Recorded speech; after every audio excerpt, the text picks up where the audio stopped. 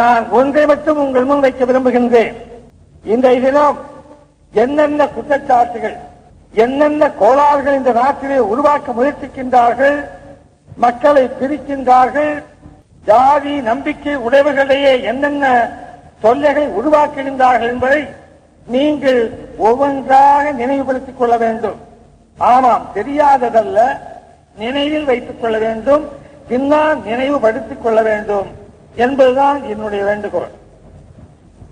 நான் வெளியேற்றப்பட்டவுடன் அதிமுக கழகத்திற்கு சூட்டப்பட்ட பெயர் ஒட்டு காங்கிரஸ். மறந்து விடாதீர்கள். மக்களிடம் சொன்னார்கள், இந்திரா காந்தி அம்மையாருக்கும் எனக்கும் ஏதோ உடன்பாடு இருப்பதாகவும் அந்த உடன்பாட்டின் காரணமாகத்தான் நான் திராவிட முன்னேற்ற கழகம் என்ற ஒரு நல்ல அமைப்பை அண்ணா உருவாக்கினார்களே, அதை கெடுப்பதற்காக இந்த பிரச்சனையை உருவாக்கினேன். ஆகவே நான் ஒட்டு காங்கிரஸ், என்னோடு இருப்பவர்கள் அத்தனை பேரும் துரோகிகள் சொன்னார்கள். அதற்கு பிறகு நாங்கள் இந்திரா காங்கிரஸையோ ஸ்தாபன காங்கிரஸையோ ஆதரிக்கவில்லை, எதிர்க்கிறோம் என்று வந்தவுடன் காட்டி கொடுத்தவர்கள் முதுகிலே குத்திவிட்டார்கள் என்ற குற்றச்சாட்டு என் மேலும் சுமத்தப்பட்டது, நண்பர்கள் மேலும் சுமத்தப்பட்டது. அதே நேரத்தில் எங்களோடு ஒத்துழைத்தவர்கள் யாராயிருந்தாலும் அத்தனை கட்சிகளுக்கும் அவப்பெயர்களை, அவமான பெயர்களை சூட்டி மகிழ்ந்தார் டாக்டர் கலைஞர் கருணாநிதி அவர்களும் அவர்தம் தோழர்களும். இதை மக்களிடம் சொன்னார்கள், தன் கட்சிக்காரர்கள் சொன்னார் டாக்டர் கலைஞர். 6 மாதம். அதற்கு பிறகு பாருங்கள், திராவிட முன்னேற்ற கழகம் என்பதை மாற்றி அண்ணா திராவிட முன்னேற்ற கழகம் என்று வைத்தானே, அந்த அண்ணா திராவிட முன்னேற்ற கழகம் இருக்காது, இவர் அனைவரும் இந்திரா காங்கிரஸை போய் சேர்ந்து விடுவார்கள் சொன்னார்கள்.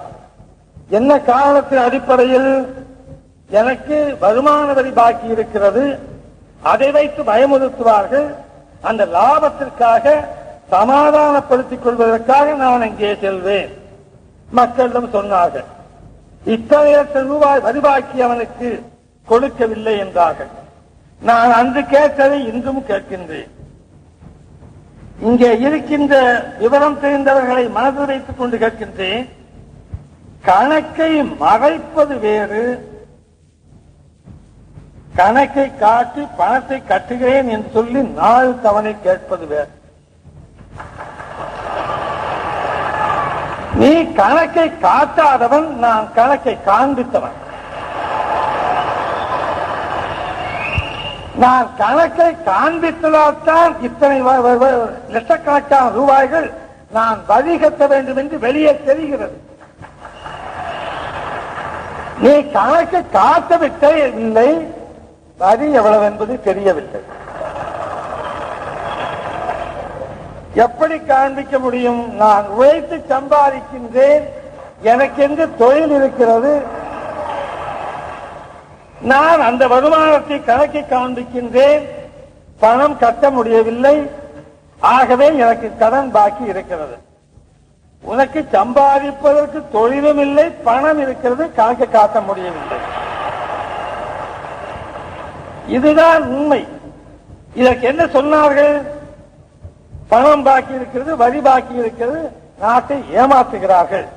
நான் சொன்னேன், என்னுடைய பங்களா, தோட்டம், கார்கள் அத்தனையும் இன்கம் டாக்ஸ் ஆபீஸில் அடமானத்தில் இருக்கிறது. நான் ஏமாற்றவில்லையே. எனக்கு என்ன சொத்துக்கள் இருக்கிறதோ அது இன்றைய இந்திய அரசாங்கத்தின் பக்கத்தில் இருக்கிறது. அவர்கள் நினைத்தால் அது ஏலத்திற்கு விட்டுவிடலாம். நான் இங்கே மறுத்தேன். நான் இல்லை என்று சொல்லவில்லையே. ஆனால் வாங்கின பணம் எப்படி போயிற்று? கொடுத்தேனா? கூத்திக்கு கொடுத்தேனா? ஏதாவது துர்காரியங்களுக்கு செலவு செய்தேனா? அங்கே இருக்கின்ற நண்பர்களுடைய உள்ளத்தை தொட்டு பார்த்தால் நான் உழைத்து சம்பாதித்த பணத்தில் அங்கே இருக்கின்ற பெரும்பாலான திமுக கழக பெரியவர்கள் ரத்தத்தில் ஒரு சொட்டு ரத்தமாவது என் உழைப்பில் இருந்து கிடைத்த பணத்திலே உருவாகி இருக்கும். சொல்லிக் காட்டக்கூடாதுதான். நான் முதல்ல சொல்லிட்டேன், வேற வழி இல்லை. உதவி செய்தா சொல்லுவது நாகரிகம் அல்ல. இந்த கை கொடுத்தால் இந்த கைக்கே தெரியக்கூடாது. இதுதான் தமிழனுடைய பண்பாடு. நான் அப்படித்தான் இருக்கேன், இன்னமும் இருக்கேன். ஆனால் நாவலர் கூட பேச ஆரம்பித்து விட்ட பிறகு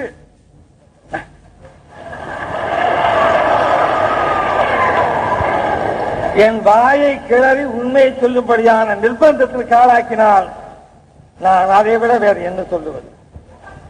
கள்ளப்பணம் வாங்கி கருப்பு பணம் வாங்கிவிட்டேன், எம்ஜிஆரே ஒத்துக்கொண்டார் சொல்லுகின்றார்.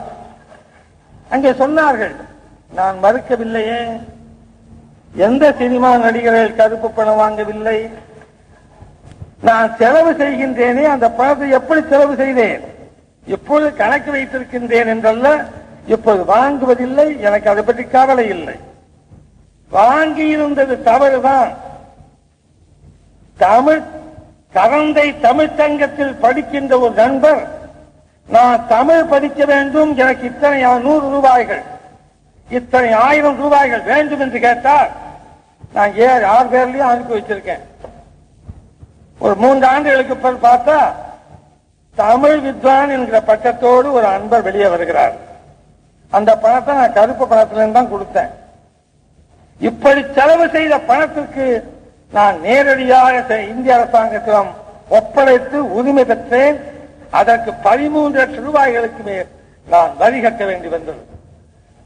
நான் நாட்டு மக்களுக்காக செலவு செய்த கருப்பு பணத்திற்கு நியாயமான வகையிலே நான் இன்றையிடம் சம்பாதித்து பணம் செலுத்திக் கொண்டிருக்கின்றேன். நான் திருடனா, நான் பொய்யனா, நான் கொள்ளைக்காரனா, இல்ல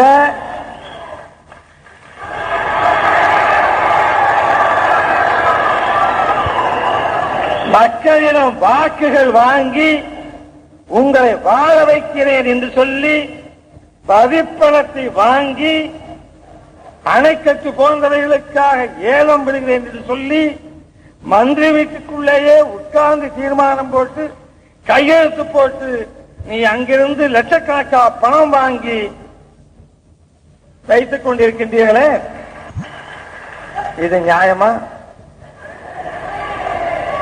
இதத்தாயா நான் கேட்டேன். இதுக்குத்தான் நான் வெளியேற்றப்பட்டேன்.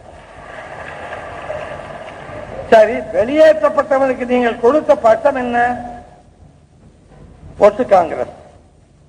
சரி, நீதான் லாய்க்கு இல்லாதவன்னு வெளியே தூக்கி போட்டிய, அதோட விட்டுட வேண்டிதான். நான் எப்படியோ போறேன், போயிட்டு போறேன், உனக்கு என்ன? உடனே ஒட்டு காங்கிரஸ் பேர் சொன்னேன்.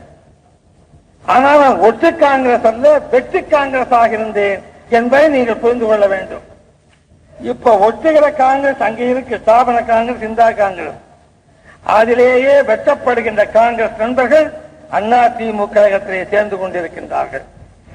நான் மறைமுகமாக பகிரங்கமாக சொல்லுகிறேன், இந்திரா காங்கிரஸில் இருந்தும் காமராஜர் காங்கிரஸில் இருந்தும் ஆயிரக்கணக்கான இளைஞர்கள், படித்தவர்கள், பட்டம் பெற்றவர்கள், வழக்குரைஞர்கள், மருத்துவ நிபுணர்கள், மாணவர்கள், தொண்டர்கள், பெரியவர்கள் பலர் இப்பொழுது கூட்டம் கூட்டமாக இணைந்து கொண்டிருக்கின்றார்கள். அதிமுக கழகத்தில் சேர்ந்து கொண்டிருக்கின்றார்கள்.